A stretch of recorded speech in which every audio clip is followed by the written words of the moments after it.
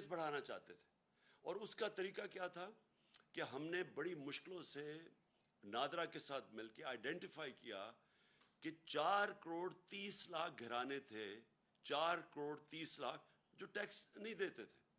ان کو ہم نے آرٹیفیشل انٹیلیجنس، یہ ایک نیا طریقہ ہے جس سے آپ ان کو، ان کی رہن سہن کیسا ہے، ان کے پاس گاڑی ہے، گھر کدھر ہے، یہ ساری چیزیں دیکھ کے ان کی ٹریول کتنی ہے وہ فیڈ کر کے کمپیوٹر میں آرٹیفیشل انٹیلیجنس کے ذریعے ہم نے سب پتہ چل گیا تھا کہ کون کتنا ٹیکس دے سکتا ہے. اور اپریل سے، یعنی اپریل سے جب ہماری گورنمنٹ گئی ہے، ہم نے پورا پلان بنایا ہوا تھا کہ ان کو ہم نے کیسے ٹیکس نیٹ پہ لے کے آنا ہے. اس کا مطلب ہمارا ٹیکس نیٹ بڑھ جانا تھا، اور بجائے انہی لوگوں کے اوپر زیادہ ٹیکس ڈالتے، بلکہ اگر ہم کم بھی ٹیکس کرتے تو کیونکہ وہ نیٹ بڑھ جانا تھا، ہمیں ہماری ٹیکس کی آمدنی جو میں سمجھتا ہوں کہ 8,000 سے پھر ہم نے اوپر جانا تھا. پھر ہم نے ایک ٹیکنالوجی کا استعمال کیا، اور یہ سارا ٹیکنالوجی کے ذریعے ہمارا پلان تھا.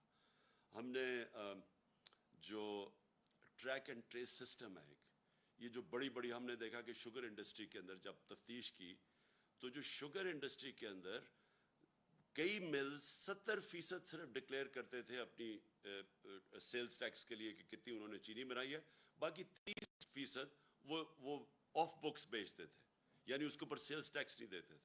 اس کے لیے ہم ٹریک اینڈ ٹریس سسٹم لے کے آئے کہ ایک ایسا سسٹم ہے کہ اس کے ذریعے ہر بوری کے اوپر وہ لگتا ہے، تو بیٹھے بیٹھے ہمیں پتہ چل جاتا ہے کہ کتنا انہوں نے پروڈیوس کیا اور کتنا وہ بیچ رہے ہیں. یعنی یہ جو چوری ہے سیلز ٹیکس کی، اس کو ختم کرنے کے لیے سسٹم لے کے آئے تھے. 20 انڈسٹریز کو ہم نے چنا تھا، 3 پہ ہم شروع کر دیا تھا ٹریک اینڈ ٹریس سسٹم، اور ہمارا پلان تھا کہ 20 تک ہم پہنچیں گے. تو ہم نے جو اپنا ٹیکس تھا اس طرح بڑھانا تھا، ٹیکس کی چوری کم کر کے. پھر جو ریٹیل سیکٹر، دکانیں جو ہیں، اس وقت جو دکانوں کا جو ٹوٹل دکانوں کی جو پیسہ دکانوں سے بنتا ہے، یعنی جو ان کا جو ٹوٹل ٹرن اوور ہے، وہ 20,000 ارب روپیہ ہے، اور جو ٹیکس دیتی ہیں دکانیں وہ صرف اس میں سے 4,000 ارب دیتی ہیں. تو ہم ٹیکنالوجی کا استعمال کر کے باقی دکانوں کو بھی ٹیکس نیٹ میں لانا چاہتے تھے.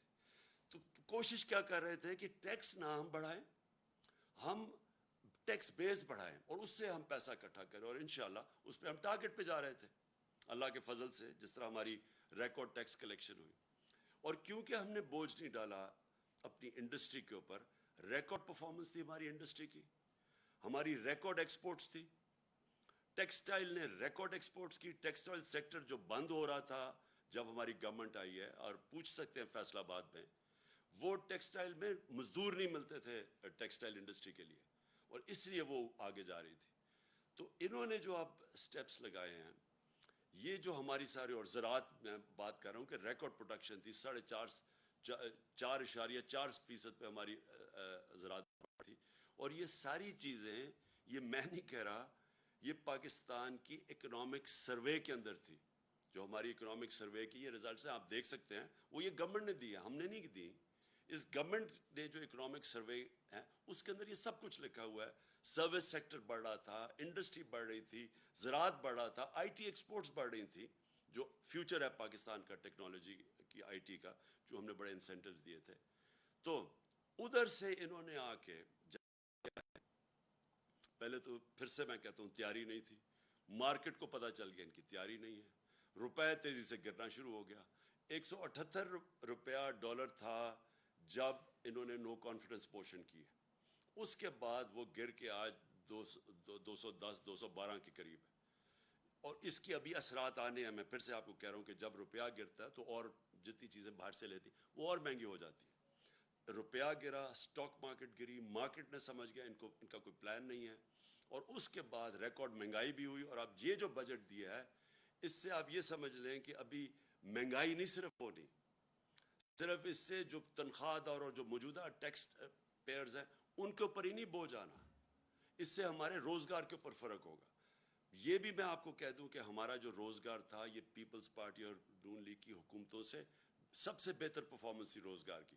بلکہ جو ورلڈ بینک کی رپورٹ ہے، سارے بر صغیر میں کرونا کے بعد جو ملک میں سب سے زیادہ روزگار تھا یا سب سے کم بے روزگاری تھی، وہ پاکستان تھا. اس سے بے روزگاری بھی بڑھے گی، اور اس سے ہماری انڈسٹری متاثر ہوگی، اس سے ہماری زراعت متاثر ہوگی. اس سے ہمارا جو سیلری طبقہ ہے اس کے اوپر بوجھ پڑے گا. اور میں جو دوسری اب میرا جو پہلو ہے اس میڈیا کا آپ سے بات کرنے کا وہ یہ ہے کہ دیکھیں یہ تو انہوں نے بجٹ کے اندر لوگوں کے اوپر مشکلات آ گئی, لیکن جو انہوں نے جو امینڈمنٹس کی ہیں نیب کے قانون میں, آج ہم سپریم کورٹ میں وہ گئے ہیں اور چیلنج کرنے کے لیے.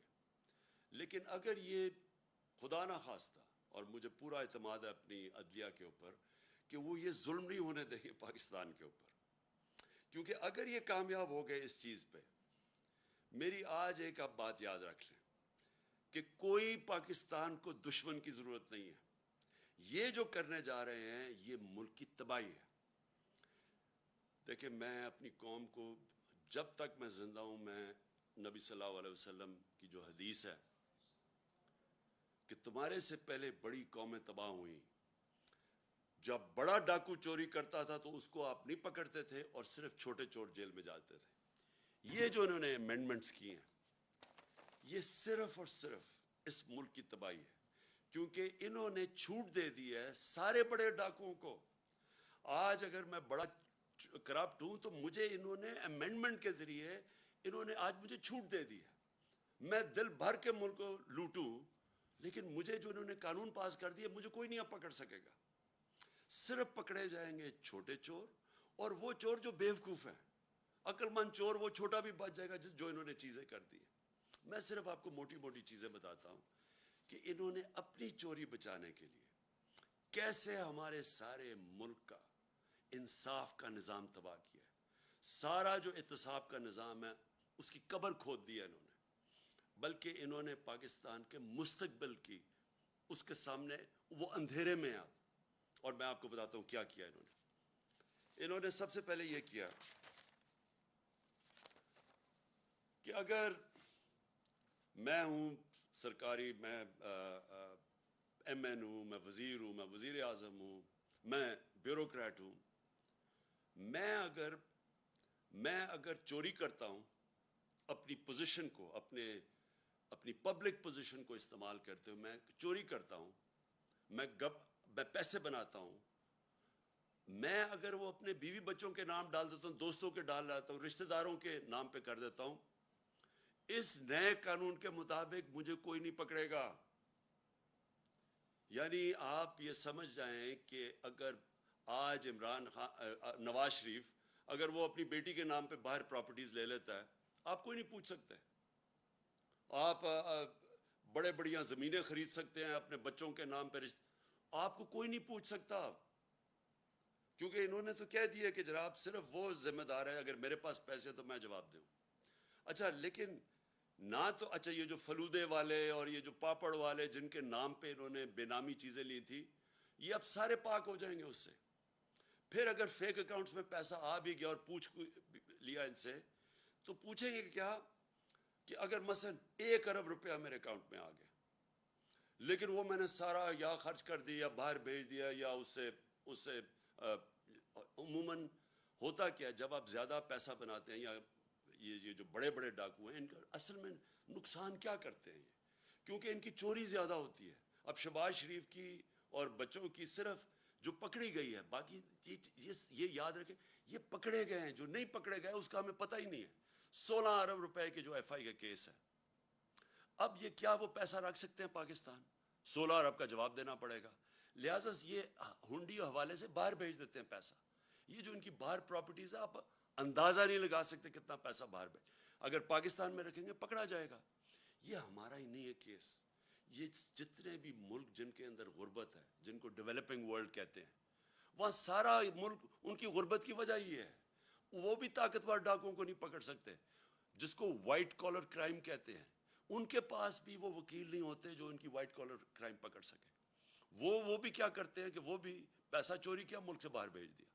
تو یہ جو رپورٹ ہے یہ بھی میں بار بار لوگوں کو بتاتا رہتا ہوں کہ یونائٹڈ نیشنز کے سیکرٹری جنرل نے یہ تفتیش کروائی ہے, وہ پینل کا نام ہے فیکٹ آئی پینل. اس کے مطابق 1700 ارب روپیہ ہر سال غریب ملکوں سے جاتا ہے امیر ملکوں میں اور آف شور اکاؤنٹس پہ, اور بڑے بڑے ان کے محلات لینے کے لیے, جس طرح لندن میں مے فیئر کے اندر بڑے بڑے نواز شریف جن محلوں میں رہتا ہے. اس طرح ساری غریب ملکوں سے ان کے پیسے والے لوگ، ان کے وزیر، ان کے وہ سارے یہ کر رہے ہیں. اس لیے ہر سال غریب ملک غریب ہوتے جاتے ہیں، کیونکہ اس طرح کے بیٹھے ہوئے ہیں جو زرداری اور شریف، یہ ملک سے پیسہ باہر بھیج دیتے ہیں. تو اب انہوں نے کیا کیا ہے کہ پہلے تو انہوں نے کہا نا کہ جی اگر وہ مثلا پاپڑ والے کے نام یا وہ مقصود چپڑاسی کے نام پہ ہیں تو آپ پوچھ نہیں سکتے. پہلے تو یہ آ گیا. دوسری چیز کہ اگر آپ کا پیسہ باہر پڑا ہے اور آپ اس گورنمنٹ سے پوچھتے ہیں یا بینک سے پوچھتے ہیں جی بتائیں یہ پاکستانیوں کا پیسہ باہر پڑا ہے، اور وہ ہمیں بتاتے ہیں کہ ہاں جی اتنے پیسے باہر پڑے ہیں یا فلانے آدمی کا بینک میں اتنے پیسے پڑے ہیں. اب انہوں نے قانون یہ پاس کیا ہے کہ اگر وہ کہتا ہے نا جی اس کے بینک اکاؤنٹ میں کوئی 50 ارب روپیہ پڑا ہے یا 1 ارب روپیہ پڑا ہے تو وہ اب ایڈمیسیبل نہیں ہے، یعنی وہ عدالت میں آپ نہیں لے جا سکتے. وہ جو بھیجے گا، جس طرح مریم نواز کا انہوں نے بھیجا کہ یہ جو 4 مہنگے مہنگے لندن کے فلیٹ ہیں مے فیئر میں، یہ جو کمپنیز کے نام پہ لیے ہوئے ہیں، وہ کمپنیز کی جو مالک کا ہے وہ مریم نواز ہے، اور وہاں کی برٹش ورجن آئلینڈ کی کمپنی نے جے آئی ٹی کو لیٹر بھیجا تھا. انہوں نے جو قانون پاس کیا ہے اب وہ لیٹر کی کوئی اہمیت نہیں ہے، وہ ایڈمٹ ہی نہیں ہو سکتا. تو مطلب یہ ہے کہ جو اس ملک کے بڑے بڑے ڈاکو ہیں انہوں نے صرف پیسہ ملک سے باہر بھیجنا ہے، آپ پوچھ نہیں سکتے ان کو. اگر آپ کو پتہ بھی چل جائے کہ انہوں نے یہ بڑے بڑے محلوں میں رہ رہے ہیں، آپ نہیں پوچھ سکتے ان کو، کیونکہ اپنے آپ کو اجازت دے دی ہے. تو اس کا مطلب جو چھوٹے چور، جو سائیکل چور، جو بھینس چور، یہ جو موٹر چور، یہ اس طرح کے لوگ ہی صرف پکڑے جائیں گے. بڑے بڑے ڈاکو آپ نہیں پکڑ جا سکتے. اور پھر انہوں نے ایک اور کام کیا. ساری دنیا کے اندر جب پبلک آفس ہولڈر ہوتا ہے، مثلا میں پھر سے میں سرکاری عہدے پہ بیٹھا ہوا ہوں، اور کرپشن کا مطلب کیا ہوتا ہے؟ کرپشن ہوتی تب ہے جب آپ اپنی طاقت کو، جو وزیر، پرائم منسٹر، بیوروکریٹ، جو بھی آپ کی پوزیشن کو استعمال کرتے ہوئے پیسہ بنائیں، اس کو کرپشن کہتے ہیں. تو میں جب اب ساری دنیا میں قانون یہ ہے کہ میں اگر اس عہدے میں بیٹھا ہوں اور ایک دم میری صرف میں جس طرح مقصود چپڑاسی 15,000 روپے اس کی تنخواہ ہے اور ایک دم 3.25 ارب روپے اس کے بینک میں آ جاتا ہے، تو ساری دنیا کے اندر قانون کیا ہے کہ آپ کو پبلک آفس ہولڈر کو عمران خان کو بتانا پڑے گا کہ آپ کے بینک میں اتنے پیسے کدھر سے آ گئے. انہوں نے کیا کیا ہے؟ انہوں نے اس کو الٹا کر دیا. انہوں نے کہا کہ اب ان کو بتانا پڑے گا، یا نیب کو یا جو بھی ادارہ ہو اس کو بتانا پڑے گا کہ ان کے پاس پیسہ کدھر سے آیا. یعنی مجھے نہیں بتانا پڑے گا. یہ چینج کر دیا انہوں نے کہ اچھا جی اگر میرے بینک پہ پیسے آ بھی گئے زیادہ تو وہ مجھے نہیں بتانا پڑے گا، وہ ان کو ثابت کرنا پڑے گا کہ یہ غلط، یہ چوری کا پیسہ ہے. یہ وہ کام کر رہے ہیں جو کہ پہلی دفعہ پاکستان میں یہ قانون بدل رہے ہیں. یہ وہ کام کر رہے ہیں جس کو وائٹ کالر کرائم کہتے ہیں، اس کو پکڑنا ناممکن ہو جائے گا. آگے ہی پاکستان میں جو وائٹ کالر کرائم ہے، جو پیسے والے لوگ ہیں، جو بڑا پیسہ چوری ہوتا ہے، آگے پاکستان میں ہمارے لیے بڑا مشکل ہے ان کو سزا دینا، آگے مشکل ہے. تو انہوں نے تو ان کے لیے اور آسان کر دی چوری کرنے کے لیے. انہوں نے تو یہ کر دیا کہ اب گورنمنٹ کدھر سے ثابت کرے گی؟ ان کے پاس مہنگے مہنگے وکیل ہیں، جنہوں نے اربوں روپے کی چوری کرنی ہے ان کے تو وکیل بڑے مہنگے مہنگے. گورنمنٹ کدھر سے گورنمنٹ کا وکیل ثابت کرتا پھرے گا نہیں جی اصل میں وہ وہاں چوری کی ہے؟ کیونکہ چھپانے کے اتنے طریقے ہیں، باہر کی کمپنیز ہیں، باہر سے ریمیٹنس دکھا، 100 طریقے انہوں نے اختیار کیے ہوئے ہیں جس کی وجہ سے ہمیں مشکل ہوتا ہے. تو اب تو انہوں نے ناممکن ہی کر دیا ہے کہ اب اس کا مطلب کہ اگر یہ سارے جتنے بھی اب گورنمنٹ میں آ کے ہم جتنی مرضی اب ہم چوری کریں، آپ ان کو پکڑ ہی نہیں سکتے. یہ جو انہوں نے کیا ہے، میں آپ کو یقین دلاتا ہوں کہ میری جو ساری سٹرگل آج سے 26 سال پہلے میں نے شروع کی تھی، میں پہلا آدمی تھا جو کرپشن کو مین ایشو لے کے آیا تھا پاکستان میں. کیونکہ میں نے دنیا دیکھی ہوئی تھی، کسی بھی دنیا کا ملک جس کے اندر کرپشن ہوتی ہے، ہائی لیول کی کرپشن، دیکھیں 2 لیول کی کرپشن، ایک تو نا چھوٹے لیول کی کرپشن ہے، پٹواری نے پیسے لے لیے، اس نے لے لیے، تھانے دار نے پیسے لے لیے، ایک تو وہ کرپشن. ایک ہے جب وزیر اور اس کے پرائم منسٹر یا اس کے صدر، جب طاقتور لوگ کرپشن کرتے ہیں وہ زیادہ پیسہ چوری کرتے ہیں. چھوٹے لوگوں کے پاس اتنا زیادہ پیسہ چوری کرنے کی ہوتی نہیں، ہوتے کئی کرتے بھی ہیں، لیکن اصل جو ملک کو تباہی ہوتی ہے وہ بڑے بڑے لوگ جب پیسہ چوری کرتے ہیں، اور وہ چوری کر کے مجبوری سے پیسہ باہر بھیجنا پڑتا ہے کیونکہ ملک میں پکڑے جائیں گے.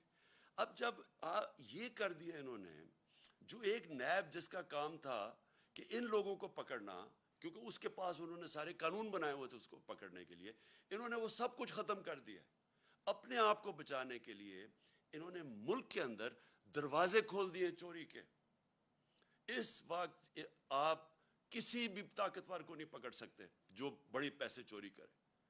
اور پہلے ہی جس طرح میں نے کہا مشکل تھا، لیکن ایک اور کام کیا انہوں نے ایک اور کام کیا ہے کہ یہ جو قانون بنایا ہے یہ 99 سے بنایا ہے. جو 99 کے بعد جتنے بھی کیسز ہیں وہ انہوں نے کیا وہ اس میں شامل ہیں.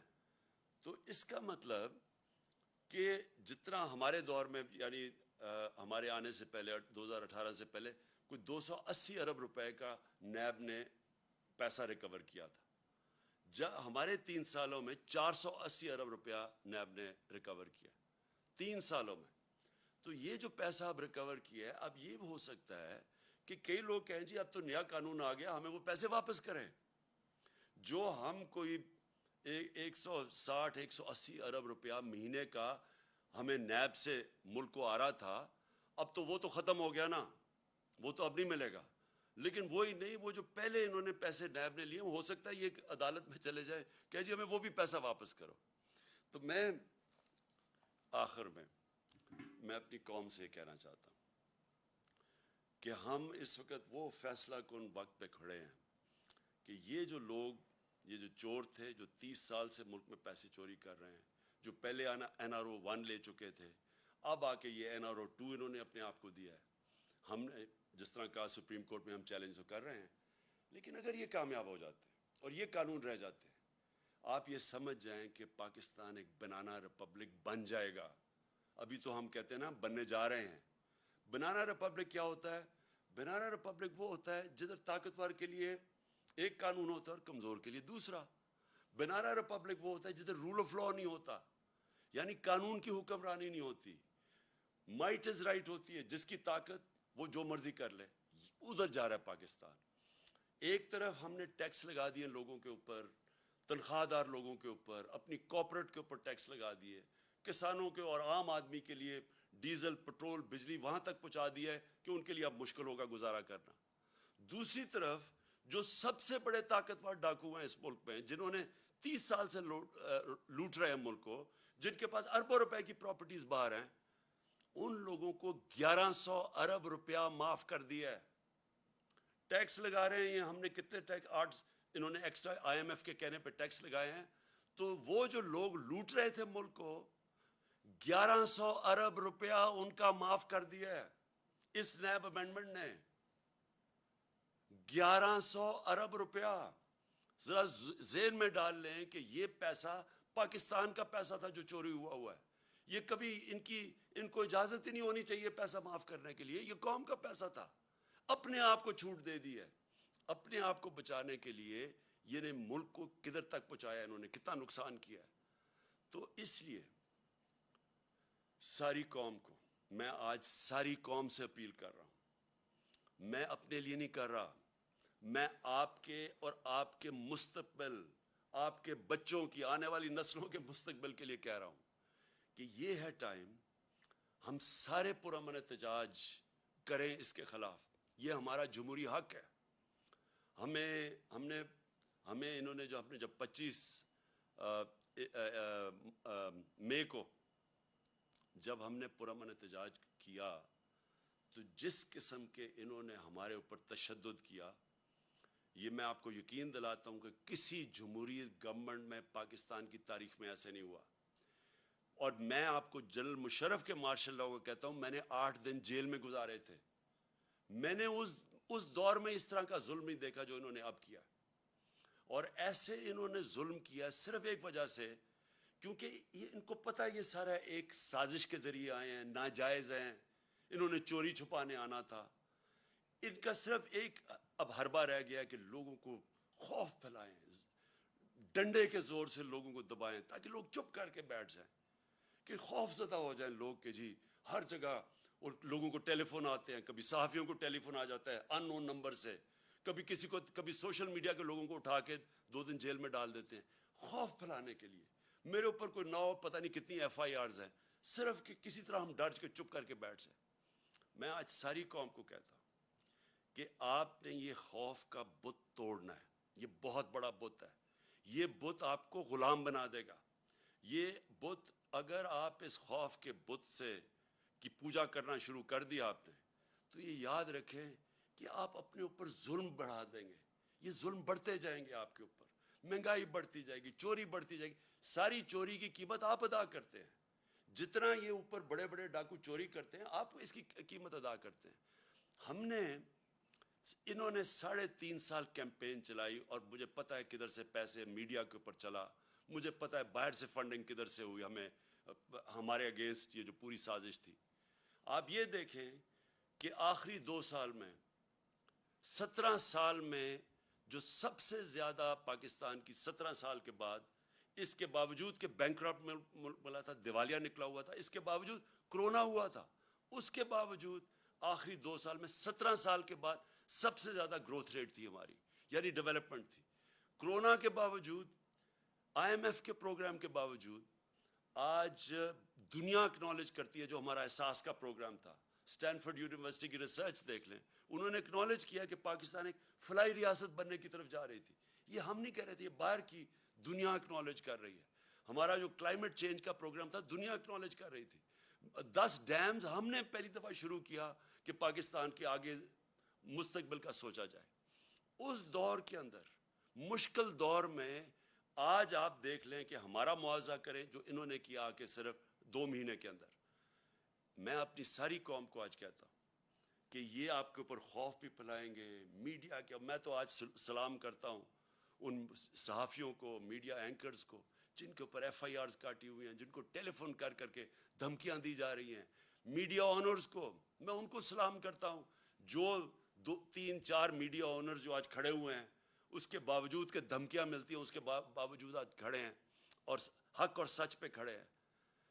میں آج اپنی ساری قوم کو کہنا چاہتا ہوں, آپ نے اس طرح کے لوگوں کے جتنے یہ آپ کو ڈرانے کی کوشش اور ظلم کرنے کی کوشش, اس سے نہ گھبرائیں. وقت آ گیا سٹینڈ لینے کا. میں آپ سب کو دعوت دیتا ہوں کہ اگلے ہفتے کی شام کو میں ایک بڑا پروٹیسٹ جلسہ کر رہا ہوں پریڈ گراؤنڈ میں, اور یہ ہوگا صرف پنڈی اور اسلام آباد سے میں لوگوں کو یہاں اکٹھا کر رہا ہوں. باقی پشاور میں اور پنڈی, لاہور میں, کراچی میں, ملتان میں, ہمارے جو بڑے بڑے شہر ہیں, ان سارے شہروں کے اندر, فیصل آباد میں خاص طور پہ, آج فیصل آباد میں جدھر مشکلوں کا سامنا کرنا پڑا ہے, میں ساروں کو کہہ رہا ہوں کہ آپ نے وہاں جلسے کرنے ہیں ہفتے کی رات کو, اور میں انشاءاللہ کروں گا پریڈ گراؤنڈ میں جلسہ. میں چاہتا ہوں کہ بھرپور طریقے سے آپ شرکت کریں, اور پھر سے آپ شرکت کریں میرے لیے نہیں, اپنے لیے, اپنے ملک کے لیے, اپنے بچوں کے مستقبل کے لیے. پاکستان پائندہ باد.